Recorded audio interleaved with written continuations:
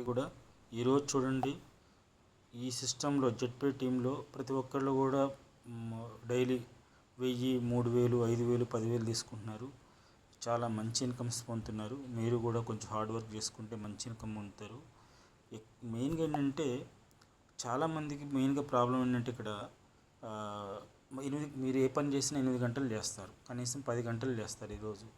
Private జాబ్లో అయితే పాపం మీ కష్టాన్ని మొత్తం దోచుకుంటారు ప్రైవేట్ జాబ్లో అయితే. సరే గవర్నమెంట్ జాబ్ అంటే వాళ్ళకి కూడా కష్టం ఉంటుంది, ఉండదు అనుకున్నాం. ప్రైవేట్ జాబ్లో అయితే మీ కష్టాన్ని మొత్తం దోచేస్తారు, వచ్చేది 30,000, 50,000 వస్తుంది. ఓకే, అది నేను బ్యాడ్ అన్నాను. బట్ మీరు ఎలా అయితే అక్కడ 8 గంటలు పని చేస్తారో ఇక్కడ కూడా మీరు హార్డ్ వర్క్ చేసుకుంటే మంచి ఇన్కమ్. ఈరోజు చూడండి, 10,000, 15,000, 20,000 పర్ డే అంటే ఎంత క్వాలిఫికేషన్ ఉండాలి, ఎంత చదివి ఉండాలి. జస్ట్ సింపుల్గా రిఫర్ చేయడం ఇక్కడ జెడ్పేలో. అక్కడ మీరు 8 గంటలు పని చేస్తున్నారు, దీనికి ఒక గంట కేటాయించలేరా? ఒక గంట రోజుకు ఒక 5గురితో 10 మందితో మాట్లాడలేరా? మీటింగ్కి తీసుకురాలేరా? మీ ప్రాబ్లం ఏంటి? ఇన్కమ్ మనకు వస్తున్నప్పుడు, జెన్యున్గా ఉన్నప్పుడు చిన్న చిన్న ప్రాబ్లమ్స్ని వీటిని చూసి ఆగిపోతే వాడేదో అన్నారు, వీళ్ళేదో అన్నారు.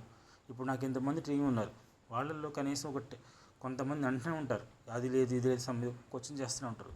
మిగతా వాళ్ళకి ఉన్న ఇబ్బంది వాళ్ళకు ఉందంటే అదే టెక్నికల్ ఇష్యూ ఏదో ఉంటుంది, కానీ మిగతా వాళ్ళకి లేదుగా ప్రాబ్లం. దయచేసి అర్థం చేసుకోండి. మీరు జాబ్కి అయితే ఎంత వాల్యూ ఇస్తున్నారో దీనికి కూడా వాల్యూ ఇవ్వండి. మీకు నెంబర్ 1 ఫ్యూచర్ లైఫ్ ఉంటుంది. దయచేసి ఈరోజు మార్కెట్లో దీనంత జెన్యున్గా ఏదీ లేదు.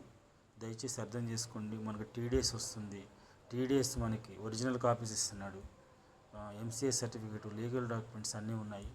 ఎవ్వరూ కూడా ఇలాంటి మంచి అవకాశాన్ని పోగొట్టుకోవద్దు. చిన్న ఏదో చూపించేసి. దయచేసి మీరు ఎలాగ 8 గంటలు పనిచేస్తున్నారు, ఒక గంట దీనికి కేటాయించండి. మీకు వితిన్ 1 or 2 monthsలో డైలీ 30,000 నుంచి 50,000కి వెళ్ళిపోతారు. ముందు ర్యాంకుల మీద ప్రతి ఒక్కళ్ళు కూడా 15 మంది, 20 మంది అలా చేయండి. లేకపోతే ఒక 50 మంది, ఒక 100 మందిని చేసుకోండి. డైరెక్ట్గా మంచి ఇన్కమ్ పొందుతారు, మంచి లైఫ్ ఉంటుంది. Thank you so much.